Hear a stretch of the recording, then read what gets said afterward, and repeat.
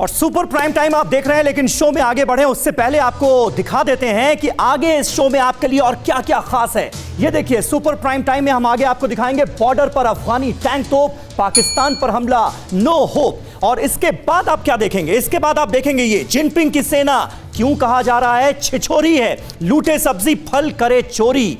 लेकिन बड़ी बात यह है कि आखिर यूएई और इजराइल जिस तरह से नजदीक आए हैं, उससे ईरान इतना क्यों छटपटा रहा है? आखिर ईरान क्या चाहता है, यह जानना भी जरूरी है। दुनिया के कई हिस्सों में युद्ध की आशंका दरअसल बनी हुई है। एक तरफ चीन और ताइवान में तनातनी है, दूसरी तरफ अब खाड़ी देश पर वॉर का सेंटर बनता जा रहा है। ईरान ने संयुक्त अरब अमीरात को हमले की धमकी दी है। इजराइल और यूएई में समझौते के बाद ईरान बौखलाया हुआ है। हालांकि अमेरिका ने साफ साफ कहा है कि अगर ईरान ने गलती की तो ईरान के साथ साथ हिजबुल्लाह को भी अंजाम भुगतना पड़ेगा, जो बहुत भयानक होगा।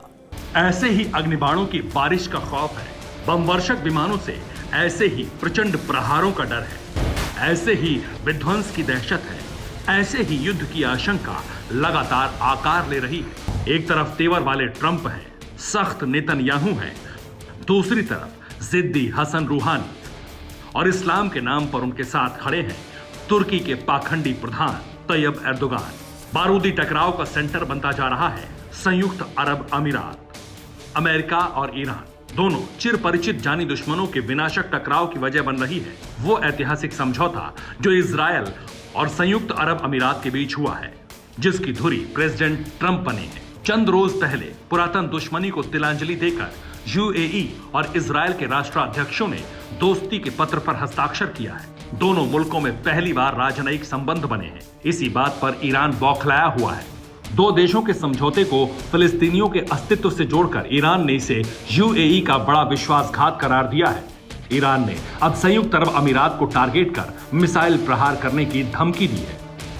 ईरानी राष्ट्रपति हसन रूहानी ने सख्त लहजे में चेतावनी देते हुए कहा है कि संयुक्त अरब अमीरात ने इजरायल के साथ संबंधों को सामान्य बनाने की दिशा में समझौता करके एक बड़ी गलती की है। रूहानी ने उम्मीद जताई है कि इस धमकी के बाद यूएई अपने समझौतों से पीछे हट जाएगा।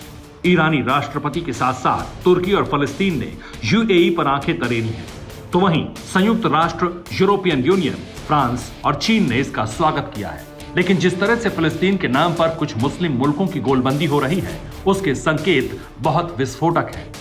जंग का डर इसलिए भी ज्यादा है क्योंकि ईरान से अमेरिका बदला लेने के लिए बेकरार है, क्योंकि सुरक्षा परिषद ने ईरान पर लगे हथियार प्रतिबंधों की अवधि अनिश्चित काल तक बढ़ाने के अमेरिकी प्रस्ताव को खारिज कर दिया है। 15 सदस्यीय सुरक्षा परिषद में अमेरिका को केवल डोमिनिक गणराज्य का ही समर्थन मिला। अपनी इस बेइज्जती का बदला लेने के लिए अमेरिका इंतजार कर रहा है। ईरान के समर्थित कथित आतंकी संगठन हिजबुल्लाह भी अमेरिका के टारगेट पर है। बेरूत ब्लास्ट के बाद अमेरिका ने खुला ऐलान कर दिया है कि हिजबुल्लाह और ईरान दोनों का जल्द ही काम तमाम किया जाएगा। इधर हिजबुल्लाह ने भी अमेरिका और इजरायल से बदला लेने की कसम दोहराई है। जाहिर है कि तमाम परिस्थितियां विध्वंसक युद्ध की तरफ इशारा कर रही हैं। अब देखना है कि शुरुआत कौन करेगा और अंत किसकी मिसाइल से होता है। फिक्र आपकी, सोमवार से शुक्रवार रात 9 बजे सिर्फ टीवी 9 भारतवर्ष पर।